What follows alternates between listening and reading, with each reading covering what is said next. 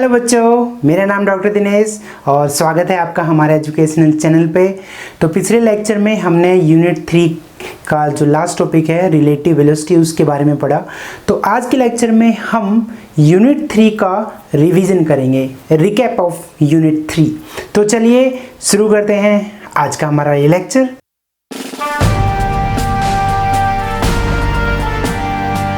तो यूनिट 3 में हमने कुछ बहुत ही इंपॉर्टेंट टॉपिक्स के बारे में पढ़ा जो कि आगे आने वाली यूनिट्स में भी आपको बहुत काम आएंगे और उनके बारे में आपको पता होना चाहिए। तो यूनिट 3 में सबसे पहले हमने पढ़ा मोशन क्या होता है। तो हमने जाना कि वही an object is said to be in motion if its position changes with respect to time. चाहे आप दौड़ रहे हैं, चल रहे हैं, बाइक पे हैं, भाई ट्रेन में हैं, गाड़ी में हैं, कैसे भी हैं, अगर आपकी पोजीशन टाइम के साथ बदल रही है तो उसको कहते हैं हम कि आप मोशन में हैं।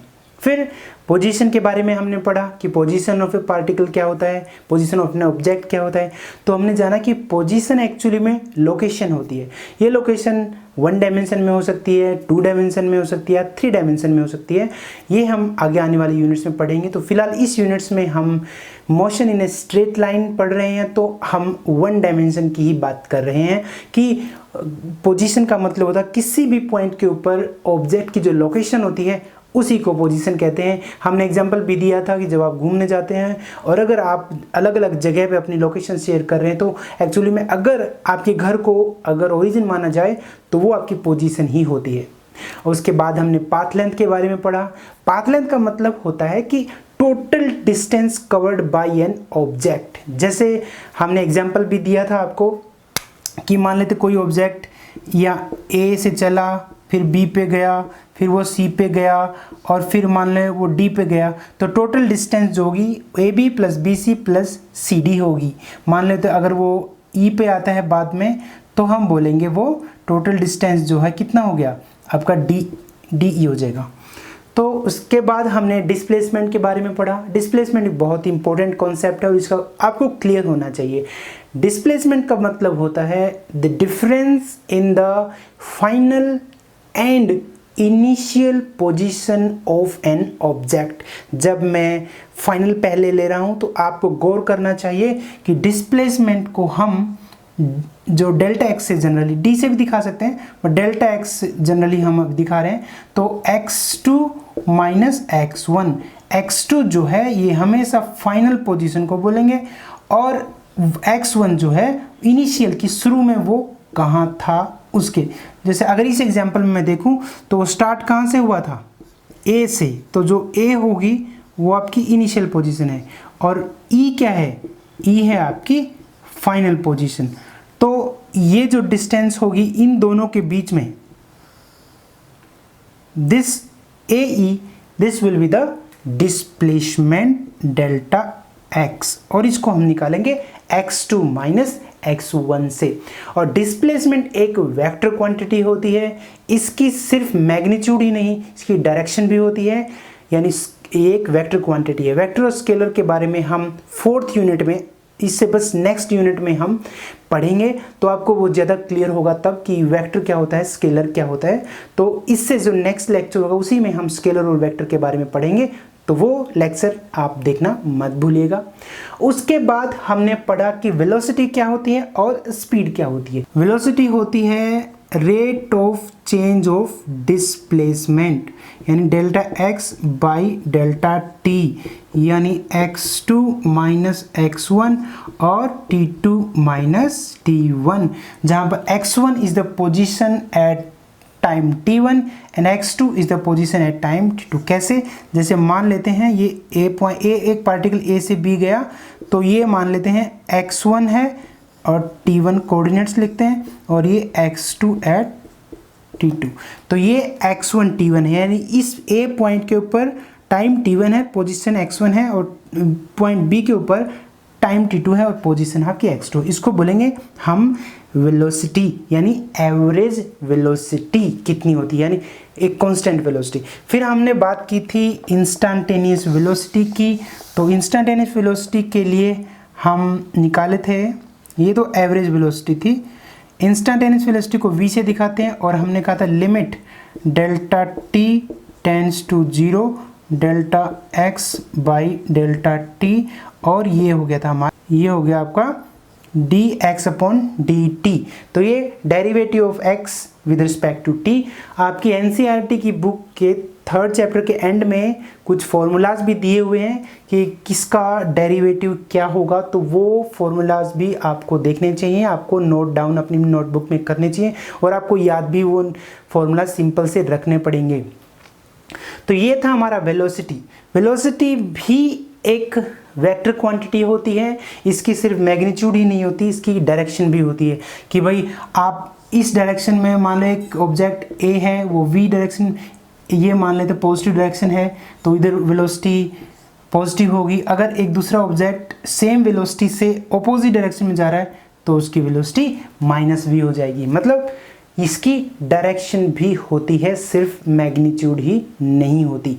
उसके बाद हमने स्पीड के बारे में बात की थी। स्पीड जो है वो एक स्केलर क्वांटिटी होती है, उसकी कोई डायरेक्शन नहीं होती, उसकी सिर्फ मैग्नीट्यूड होती है। जैसे मैं बोलूँगा जो स्पीड है भाई, मेरी स्पीड 10 किलोमीटर पर आवर है, या मैं जैसे बोल दूँ कोई किसी की स्पीड है 10 मीटर पर सेकंड है, तो लेकिन स्पीड की कोई डायरेक्शन नहीं होती। अगर स्पीड इधर है स्पीड तो भी पॉजिटिव है, इधर है तो भी पॉजिटिव है। स्पीड हमेशा पॉजिटिव होती है, स्पीड नेगेटिव नहीं होती। जबकि जो वेलोसिटी है वो पॉजिटिव हो सकती है, नेगेटिव हो सकती है, और अगर रेस्ट पे है तो जीरो होगी। इसी तरह स्पीड भी जीरो होगी अगर ऑब्जेक्ट रेस्ट के ऊपर है, लेकिन स्पीड कभी नेगेटिव नहीं होगी। उसके बाद हमने पढ़ा एक्सेलरेशन क्या होता है। एक्सेलरेशन के बारे में हमने पढ़ा था कि एवरेज जो एक्सेलरेशन होता है वो होता है delta v upon delta t, यानी v2 minus v1 by t2 minus t1, जहाँ पर v1 is the velocity at time t1 and v2 is the velocity at time t2। ये थी एवरेज वेलोसिटी जब एक पॉइंट, कोई भी ऑब्जेक्ट जो है एक पॉइंट से दूसरे पॉइंट पे जाता है। इसके बाद हमने इंस्टेंटेनियस एक्सेलरेशन की बात की थी, और उसी तरह हमने लिमिट लगाई थी, limit delta t tends to 0, और ये हो गया था delta v upon delta t, and that is equal to d v upon d t. तो मैंने आपको बताया था डेल्टा टी टेंड्स टू 0 का मतलब है कि हम इंस्टेंटेनियस वेलोसिटी मतलब इंस्टेंटेनियस एक्सेलरेशन मतलब acceleration at a particular instant of time, यानी t2 माइनस t1 जो है वो ऑलमोस्ट जीरो है, क्योंकि ये जो t2 माइनस t1 होता है यही होता है आपका डेल्टा t। तो ये ऑलमोस्ट जीरो है, मतलब हम एक पर्टिकुलर इंस्टेंट के ऊपर एक्सेलरेशन निकाल सकते हैं। बस अगर हमको वेलोसिटी का फंक्शन पता है तो हम क्या करेंगे, उसका डेरिवेटिव निकालेंगे, और फिर टाइम्स के विद रिस्पेक्ट, जैसे फॉर एग्जांपल वेलोसिटी का आपको दिया हुआ है, लेट अस सपोज वेलोसिटी का फॉर्मूला आपको दे दिया बाई 2t² दे दिया, ठीक है। तो dv अपॉन dt आप निकालोगे, आपको अगर वो आता है डेरिवेशन, तो t² का डेरिवेशन होता है 2t, तो ये हो जाएगा आपका 4t। तो अब देखिए इस फॉर्मूले में dv upon dt is equal 4t, तो अगर टाइम मुझे पता 1 सेकंड पे t इज इक्वल 1 सेकंड निकालना तो 4 हो जाएगा, t is equal to 2 second पे निकालना तो 8 हो जाएगा, 3 तो 12, 4 तो, यानी t की वैल्यू रखता जाऊंगा और मैं इंस्टेंटेनियस एक्सेलरेशन निकाल सकता हूँ। उसके बाद हमने पढ़ा था कि यूनिफॉर्म मोशन क्या होती है। यूनिफॉर्म मोशन का मतलब होता है अगर आपकी वेलोसिटी कांस्टेंट हो तो an object is said to be in uniform motion if its velocity is constant। तो मैंने आपको बताया था कि अगर वेलोसिटी कांस्टेंट का मतलब क्या होता है कि मान लेते ये आपका पोजीशन टाइम ग्राफ की अगर हम बात करें तो ये इनिशियल पोजीशन x0 है। वेलोसिटी कांस्टेंट का क्या मतलब होता है कि मान लो ये वेलोसिटी टाइम ग्राफ है, इनिशियल वेलोसिटी मान लो v0 है, तो कांस्टेंट वेलोसिटी से वो ट्रैवल कर रहा होगा, दैट इज यूनिफॉर्म मोशन। फिर हमने बात की थी यूनिफॉर्मली एक्सेलरेटेड मोशन। अगर किसी मोशन में एक्सेलरेशन अगर कांस्टेंट होता है तो उसको बोलते हैं हम यूनिफॉर्मली एक्सेलरेटेड मोशन। तो वो भी उसके बारे में भी हमने पढ़ा। और फिर बहुत ही इंपॉर्टेंट हमने इक्वेशन ऑफ मोशन निकाली, 3 इक्वेशन ऑफ मोशन निकाली हमने फॉर यूनिफॉर्मली एक्सेलरेटेड मोशन। और वो इक्वेशन ऑफ मोशन बहुत ही इंपॉर्टेंट है। पहले हमने x0 यानी इनिशियल पोजीशन 0 के लिए निकाली थी हमने। पहली इक्वेशन जो थी वो थी v is equal to v0 plus at। v final velocity है at a time t, v0 जो है initial velocity at time t equal to 0, a is the acceleration and t denotes the time. दूसरा जो formula था वो था x is equal to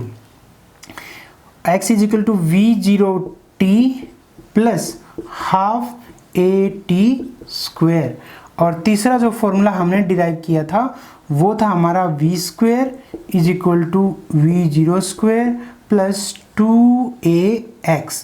ये फॉर्मूले तब थे जब x0 इक्वल टू 0। ये हम अज्यूम मान के चले थे, हमने ये अज्यूम किया था कि इनिशियल पोजीशन जो है 0 होगी। तो आप देख सकते हैं ये तीनों इक्वेशन, पहली इक्वेशन देती है relation between velocity and acceleration, यानी अगर आपको वेलोसिटी पता है, एक्सेलरेशन पता है तो टाइम निकाल सकते हैं। दूसरी इक्वेशन रिलेशन देती है पोजीशन, वेलोसिटी एंड एक्सेलरेशन। और जो तीसरी इक्वेशन है वो देती है final velocity, initial velocity, acceleration and position. यानी डिफरेंट पैरामीटर आपको एक प्रॉब्लम में दिए हुए होंगे और उन पैरामीटर्स में आपको देखना होगा कि आपके पास कौन से पैरामीटर हैं। भाई मेरे पास अगर a है, v0 है, v है तो मैं टाइम निकाल सकता हूँ। अगर मेरे पास v0 है, t है और एक्सेलरेशन है तो मैं पोजीशन निकाल सकता हूँ। अगर मेरे पास v0 है, एक्सेलरेशन है और पोजीशन है तो मैं फाइनल वेलोसिटी निकाल सकता हूँ। तो आपको क्या होगा कि जो न्यूमेरिकल प्रॉब्लम्स होंगे उनके उसमें आपको दो या 3 पैरामीटर दिए हुए होंगे और फिर कोई दूसरा पैरामीटर आपको निकालने के लिए बोला जाएगा। तो ये तीनों इक्वेशन आपको याद रखनी है और जब भी न्यूमेरिकल प्रॉब्लम हो तो सबसे पहले नोट डाउन कीजिए कि कौन सी प्रॉब्लम में कौन सी चीज़ें दी हुई हैं। जो चीज़ दी हुई हैं फिर देखिए अब जो दी हुई हैं तो उनमें से फिर तीनों इक्वेशन में से किसका इस्तेमाल आप कर सकते हैं अपनी प्रॉब्लम को सोल्व करने के लिए। तो फिर हमने इक्वेशन डिराइव की थी कि अगर x0 ना हो तो क्या होगा। तो हम यहाँ ये इक्वेशन हो गई थी x is equal to x0 plus v0t और यहाँ पर हो गया था x माइनस x0। तो ये इक्वेशन इस तरह से मॉडिफाई हमारी हो गई थी क्योंकि पहली इक्वेशन में तो पोजीशन था ही नहीं। तो ये x जो है अगर इनिशियल पोजीशन 0 ना हो तो इक्वेशन इस तरह से हो गई थी x is equal to x0 plus v0t plus half at square और यहाँ v square is equal to v0 square plus 2a into x minus x0। तो इस तरह से ये अगर आपको इनिशियल पोजीशन अगर आपकी प्रॉब्लम में है तो आपको ये फॉर्मूला यूज़ करना पड़ेगा। तो इन जनरल आप ये फॉर्मूला ही इस्तेमाल करेंगे।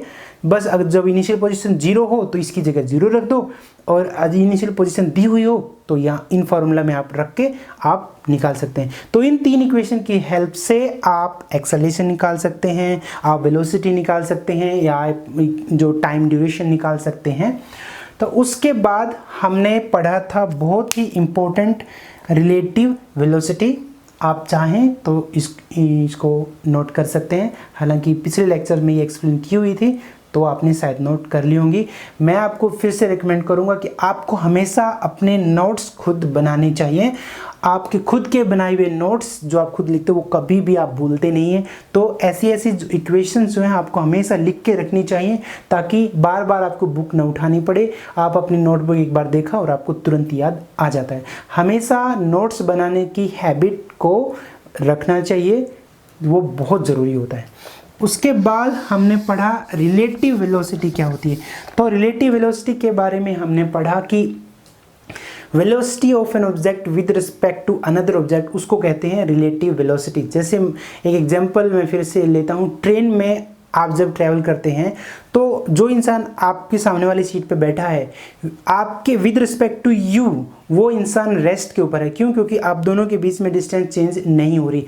लेकिन with respect to a person on the ground, ground से जो इंसान देख रहा है, आप दोनों ही मोशन के अंदर हैं। तो उसको बोलते हैं रिलेटिव वेलोसिटी, यानी velocity of an object with respect to another object. जैसे VBA था, हमने दो ऑब्जेक्ट लिए थे, मान लेते हैं एक ऑब्जेक्ट A है, एक ऑब्जेक्ट B है, और वो दोनों मान लेते हैं सेम पॉजिटिव डायरेक्शन में एक्स एक्सिस में ट्रैवल कर रहे हैं।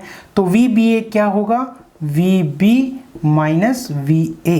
फिर है relative velocity of A with respect to B, ये होगा आपका VA माइनस VB, यानी with velocity of A with respect to B, velocity of B with respect to A, यानी A के अंदर जो बंदा बैठा होगा, जो A में होगा, उसको ये वेलोसिटी दिखेगी, और जो B के अंदर बैठा होगा उसको ये वेलोसिटी दिखेगी। हमने दो ट्रेन का एग्जांपल जैसे लिया था। तो ये था हमारा रिलेटिव वेलोसिटी। साथ में हमने स्टॉपिंग डिस्टेंस पढ़ा था कि भाई जब आप ब्रेक लगाते हैं तो ब्रेक लगाने की कितनी देर बाद गाड़ी रुकती है, उसको स्टॉपिंग पोटेंशियल बोलते हैं, सॉरी स्टॉपिंग डिस्टेंस बोलते हैं। तो उसका फॉर्मूला भी हमने निकाल के दिखाया था। और उसके बाद हमने रिस्पॉन्स टाइम भी बताया था आपको कि चीज़ आपके सामने आई, यानी आपको देखने के कितनी देर बाद आपने ब्रेक लगाया, दैट इज़ रिस्पॉन्स टाइम, यानी आपको पता चलने के बाद कितनी देर में आप रिस्पॉन्ड करते हो, that is your response time. इसको कई बार रिएक्शन टाइम भी बोलते हैं। तो ये तीसरी यूनिट बहुत ही इंपॉर्टेंट यूनिट है। इसमें से बहुत ही अच्छे अच्छे क्वेश्चंस बनते हैं। आपने देखा ये इक्वेशन ऑफ मोशन वाला तो बहुत ही ज़्यादा इंपॉर्टेंट है। वो तीनों इक्वेशन ऑफ मोशन आपको याद होने चाहिए। फिर velocity, speed, acceleration, uniform motion, इसमें से बोर्ड एग्जाम के लिए भी और कॉम्पिटिटिव एग्जाम के लिए भी ये यूनिट बहुत ही इंपॉर्टेंट है। मैं आपको रिकमेंड करता हूँ कि आप अनसोल्व्ड जो क्वेश्चंस हैं NCERT की बुक में या किसी दूसरे भी बुक में उनको सोल्व करने की कोशिश कीजिए। और अगर आपको किसी प्रकार की कोई प्रॉब्लम सामने आती है तो आप मुझे फेसबुक पेज पे या कमेंट सेक्शन में लिख के आप बता सकते हैं। अगर स्टूडेंट्स इंटरेस्ट लेंगे तो मैं उन अनसोल्व प्रॉब्लम्स को भी सोल्व करने की कोशिश करूंगा, क्योंकि इसमें बहुत ज़्यादा टाइम और एनर्जी लगती है। तो अगर कोई स्टूडेंट इंटरेस्टेड होता है तो ही मैं वो करना चाहूँगा, अदरवाइज़ तो इतना मेहनत करना थोड़ा मुश्किल है। अगर आप इंटरेस्ट लेंगे तो मेहनत करने में फिर मुझे अच्छा लगेगा। तो आज के लेक्चर में इतना ही। एक नए लेक्चर के साथ हम फिर से आपसे मिलेंगे। तब तक के लिए अपना ख्याल रखें, अपने परिवार का ख्याल रखें, और हाँ, हमारे चैनल को सब्सक्राइब करना ना भूलें। Thank you so much.